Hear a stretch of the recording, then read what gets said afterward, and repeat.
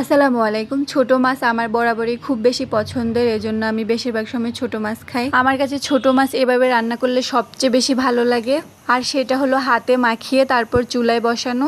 চলেন রেসিপিটা শেয়ার করা যাক। মাছটাকে প্রথমে ভালো করে পরিষ্কার করে নিয়েছি। এখন এখানে আমি অ্যাড করেছি হলুদ, মরিচ, রসুন এবং কিছু পরিমাণ জিরে।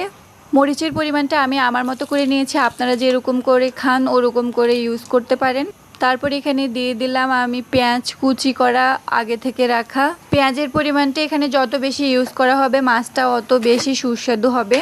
এখন দিয়ে দিলাম এখানে লবণ সবসময় আমি বেশি দিয়ে থাকি। আমি জানি না রমজান আসা পর্যন্ত আমার সাথে এমন হয়, আপনাদের সাথে এমন হয় কি না আমাকে জানাবেন কমেন্ট সেকশানে।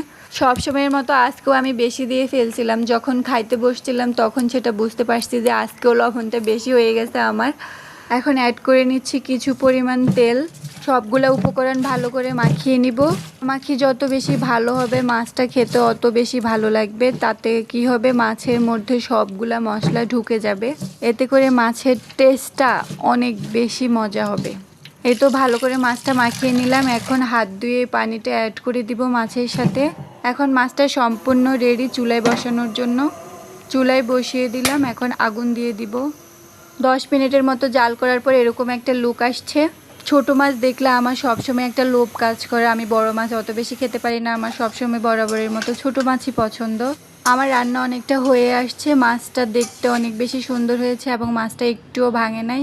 টেস্টটা অনেক বেশি মজা ছিল। আপনাদেরকে যদি খাওয়াতে পারতাম তাহলে আপনারা বুঝতে পারতেন।